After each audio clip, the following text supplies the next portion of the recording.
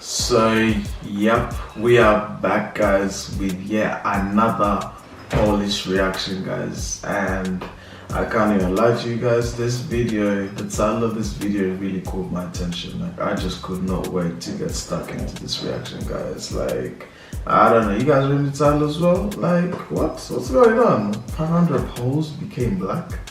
I'm really watch this, guys. Hey, shout out everyone. If all you guys that watched my last video for me learning about the Polish, you know, the country, learning about Poland. Okay, yeah, it was really informative, but I also shared the comments that corrected all the facts that were in the video as well, guys. I really appreciate all you guys. Let me know as per usual what more you can check out in the comments down below, guys. So let's not talk too much. An Aussie guy right now is reacting to how 500 Poles became black. Let's get it. These men are black. As you might have noticed, they are also very white. What happened? What's going on? Just why? The short answer is that these guys from Poland decided to fight in one of the ugliest wars of all time for the sake of Haitian independence and were awarded with honorary blackness. But I think that raises more questions than it answers. So what is going on? I don't know who this channel is, but he is funny, guys. I have never seen such an interesting start to a video, and this is really gonna be an interesting video, guys. Firstly, I was not aware that Polish the soldiers even went to Latin America or Central America at any point in history, guys. So this is all very it's all completely new to me, guys. I am very confused with where this storyline's gonna go, but let's continue. Blackness, but I think that raises more questions than it answers. So let's see if we can find a little more context. Yes, for a few do hundred that. years, right around the end of the Middle Ages into the Renaissance era, Poland was a great power on par with England, Spain, France, Germany, you name it. The Polish government was also way ahead of its time in giving power to a parliament instead of the king. But being one of the first constitutional monarchies in Europe, the Polish parliament had a few bugs to work out. Poland was so incredibly committed to the idea that all noblemen are created equal, that every single member of parliament was trusted with the nuclear option. Any member of parliament at any time could utter the phrase, "I do not allow it," and whatever law was being debated would immediately fail. And also, the entire parliamentary session was ended. And also, every other law that had been passed in that session was canceled. This was a sacred power, and frankly, very stupid. People abused the hell out of this, and the Polish government could literally not do anything unless every single piece of legislation was passed unanimously. All of Poland's neighbors quickly discovered they also could abuse the hell out of this system, because if Poland ever did anything they didn't like, all they had to do was bribe one single MP and they could bring the entire Polish government to its knees. Poland was so weak that by the late 1700s, the only people passing laws in Poland were the Russians. The Russian ambassador was literally walking through the Polish capital, arresting Polish politicians, and nobody could stop him. The people of Poland finally created a second parliament, which was exactly the same as the first parliament, but without the nuclear option. But by then, it was too late. As soon as the Polish people started trying to pass reforms, Poland was carved up by its neighbors, and the Polish army stood no chance. So now there's no more Poland, but there's... So this is what they're talking about when Poland vanished off the map, guys. Remember in the old, in the previous video, they talked about Poland once vanishing from the map, like completely at one point. So half of it was Russia and then the other half was Germany or whatever. But yeah, that's a very interesting story. But anyway, let's continue, guys. Let's continue. Sorry. Still a bunch of Polish soldiers who don't want to fight for the people who just conquered them. They really miss having a representative government and would kill for a chance to liberate Poland. And guess what? France would be very interested in liberating Poland because, thanks to the French Revolution, everyone in Europe is out to get them and they desperately need allies. Also thanks to the French Revolution, France is fighting for liberty and equality. At least, mostly. The French Revolution played out a little differently in Haiti. Haiti is a poor country today, but Haiti in the 1700s was a gold mine. Haiti's sugar exports were worth almost as much as all of the exports from the entire United States of America. Wow, but that okay. sugar export was sustained by slavery on an enormous scale. Every year, tens of thousands of people were piled into ships and taken to Haiti. You don't want to look down there. It's bad. So bad that about 15% of people down there die before they ever see land again. But France keeps bringing in ships full of Africans instead of using the people already enslaved in Haiti. Why? Because thanks to all the yellow fever, 50% of people brought to Haiti as slaves died in their first year. That statistic alone is a very good reason for people to run away.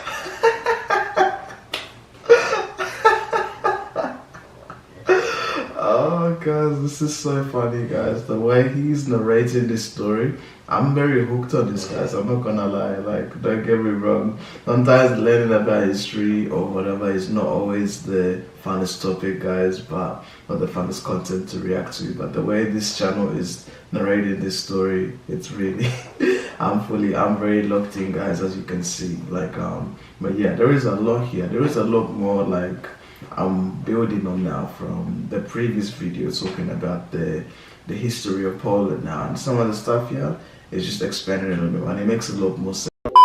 Good reason for people to run away, as if the enslavement wasn't enough. So, the French planters decided to make the punishment for disobedience worse than a 50% chance of death by mosquito. Whippings are just the beginning. The French used burning, castration, and that's after the king passed a bunch of laws saying what you couldn't do to slaves. French Haiti is practically Caribbean Auschwitz, and the French have been running it for 100 years. So the French are a little afraid of an uprising, considering they're outnumbered by their slaves by, what, 10 to 1? And then the French Revolution happens, and the French government declares all people are free and equal. This caused quite a bit of controversy back in Haiti. How is that ambiguous? All people are free and equal. No, all people are free and equal. Anyone who isn't free and equal isn't a person. To hell with France! Think how much money we could make on our own! We would finally be free to treat our slaves however we want. I'm thinking Iron Maidens. I'm thinking acid attacks. I reckon we could do that thing where you coat them in honey and lock them in a boat with a bunch of fire ants. The Haitian Revolution began with a slave uprising in 1791.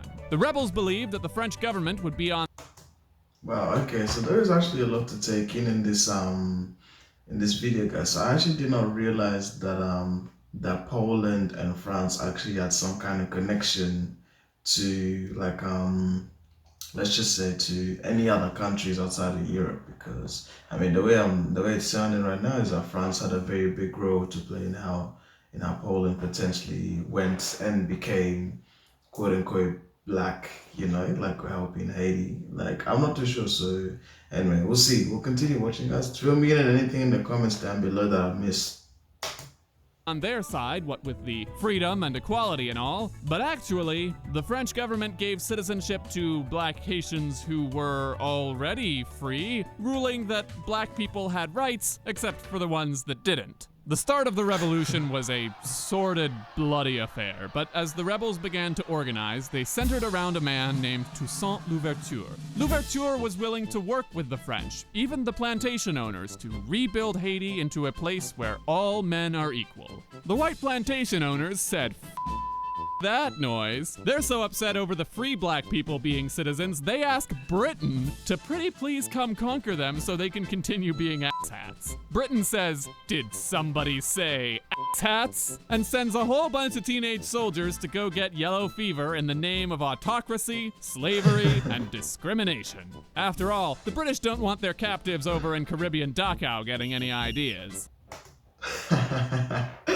Oh wow, this video just gets more and more interesting with each moment, guys. I did not realize just how many layers there was to this story that I'm actually realized. I'm not the most educated person when it comes to learning about the history of different countries and all that. But to be honest, guys, if it's presented like this, I will gladly learn about history any day of the week, guys. You know, I feel like this is the perfect way to perfectly explain the histories between different countries and how they became what they are today. But there's hope. In order to stop Haiti from falling into British hands, the French governor decides to work with Louverture's rebels. He passes a decree abolishing slavery in Haiti. But it's going to take more than that. Louverture knows the governor could reissue slavery tomorrow if he wanted to, so the governor takes the matter to Paris. And in a historic victory for humanity, the French government declared, "Representatives of the French people, until now our decrees of liberty have been selfish and only for ourselves. But today we proclaim it to the universe, and generations to come will glory in this decree. We are proclaiming universal liberty." Slavery was abolished across the French Empire. How's that for an olive branch? The governor and the rebels work together to drive out the British, and those teenagers die for nothing. Huzzah! Take a minute, hold on to those happy feelings, and kiss them goodbye. We haven't talked about the Poles yet, which means this video is not over. In 1799, Napoleon is in charge of France, and he writes a new constitution for the empire, one that is noticeably less rah-rah about human rights and citizenship. In fact, he's very clear that colonies are going to be getting special rules that are different from the way things work in France. To Louverture, who is now the governor of Haiti, that sounds a lot like slavery's coming back. So in 1801, Louverture says, colonies get their own rules, awesome, here's Haiti's rules. Under no circumstances can slavery come back, and also I'm governor for life. Napoleon is not amused. He sees Louverture's constitution as a call for secession, and the war begins all over again with a whole new cast of characters. To reclaim Haiti, Napoleon sends his general and brother-in-law, Charles Leclerc, and gives him 2 secret instructions. When Leclerc arrives, Louverture and his army retreat and burn down the city of Le Cap, and Leclerc is surprisingly cool about it. He writes letters to Louverture saying, "No worries, man. You gotta do what you gotta do. Whenever you're ready to surrender, we've got money and a job all lined up for you, no chains attached." Though Louverture put up a hell of a fight, including one battle that supposedly degraded into 6 hours of the French and Haitians beating the life out of each other with their bare hands, at a certain point, for reasons that aren't entirely clear to me, Louverture surrenders himself to Leclerc. "You fought with honor, sir. And now I'm going to open my first secret envelope here and oh, you are going to rot in jail. Bon voyage!" Louverture was gone, but Leclerc did line up some political appointments for some of the other defectors. Without their leadership, more and more Haitians lay down their arms, and the war is nearly over. But before the war is finished, Leclerc reveals his second secret envelope. "We're bringing back slavery! Woohoo! Go team!" Oh no. Yeah, so all the other Haitians. Why did I have a feeling that they were gonna bring back slavery, guys? I just had a feeling they were gonna bring it back. There was no way it was gonna last forever. But honestly, guys, yeah, I was totally unaware of the history of Haiti. Like I understood they had that thingy. They had a history of being colonized by French, of course. But until they got the independence, but I wasn't aware of just how much, just how much shit they've really gone through in their history, So for me personally, yeah, for me it's a lot. There's a brand new like scenario for me to take in, and yeah, I'm really surprised about this. But I'm still waiting for the part when the Polish people ended up becoming black. That's the part I'm really looking forward to seeing how it unfolded. That had surrendered immediately unsurrender, and the French are shocked that the people who just fought a war to escape slavery are unhappy about being enslaved. Well, if that's how it's gonna be, France may as well turn this into an all-out race war. The last thing Leclerc did, before dying of yellow fever, was to order every black person in the city of Le Cap to be drowned.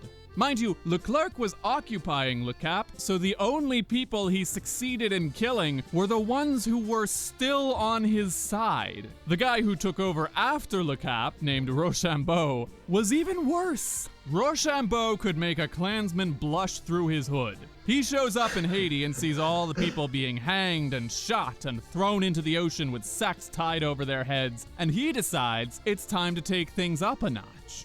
War crimes are such a hassle, am I right? Don't you wish you could use that time to commit more war crimes? Now you can! With my patented fumigational sulfurous baths, you can gas hundreds of POWs at once.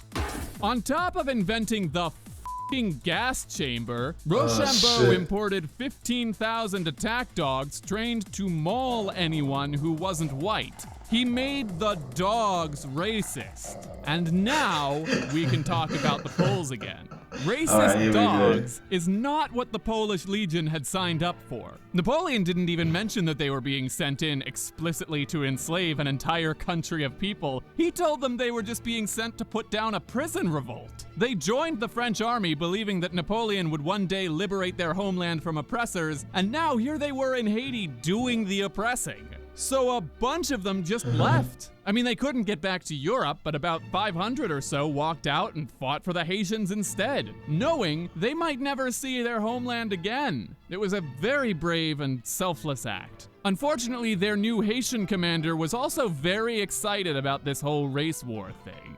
After the French tried to spring slavery on Haiti again, the man who came to lead the Haitian Revolution was named Dessalines. He'd fought alongside Toussaint L'Ouverture, but he had a very different way of doing things. Dessalines believed in an eye for an eye, and brother, there were a whole lot of eyes to pay for. He and Rochambeau spent the rest of the war playing tit-for-tat war crimes. Rochambeau hanged 500 black people. Dessalines found 500 white people and stuck their heads on spikes. Rochambeau had his gas chambers, Dessalines had saws, and fire. The war itself may have been the least brutal part of the war. One observer noted how all the soldiers were really excited for a big battle because it meant they had a chance to get shot and die in a few seconds instead of living long enough to get captured or contract yellow fever. Gradually, the war shifted in favor of Dessalines. Rochambeau abandoned the capital city, but about Man, that is crazy. I had no idea how bloody this war actually was, guys. This is actually insane. I was totally unaware of just how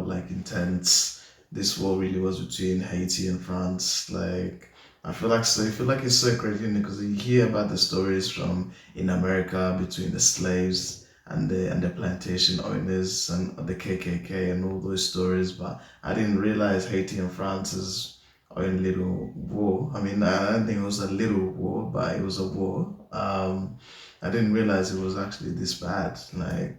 So I'm trying to figure out here. So basically what they're trying to say is that the Polish soldiers that teamed up with France to stop their country from being basically taken over and to help them get their liberty back were actually on the side of France, but then they realized actually there was no benefit to them. Then I'm confused, guys. Fill me in on the full details of the story. This is only a 12-minute video, so I don't really get too much more information to get out of this video, but let me know, guys. 100 white people had stayed behind to pledge their allegiance to Dessalines and a new Haiti. When Dessalines arrived, they welcomed him as a hero. With a tear in his eye, Dessalines told them, "This kindness, this love, this equality, I did not think it still existed in this world. This had better be the last of it." And he hanged them all. Even when the war was over, Dessalines' mission wasn't finished. Kill all the whites. We shall have their skin for parchment, their blood for ink, and a bayonet for a pen. What about those whites? Those whites are black. The only exception to Dessalines' policy of racial extermination was the Poles in his army, who were probably feeling really uncomfortable about this whole situation, but they were in way too deep to say anything. So Dessalines might have turned Haiti into a different kind of dystopia, but at least slavery was abolished once and for all. Until Dessalines forced everybody to work in the plantations again. And then Dessalines got assassinated, Haiti split in half, the northern half became a literal monarchy again, and then France came back demanding reparations for the war they lost, and Haiti spent the next 200 years in disorder and poverty. The moral of the story is, the Poles and the Haitians just can't catch a break.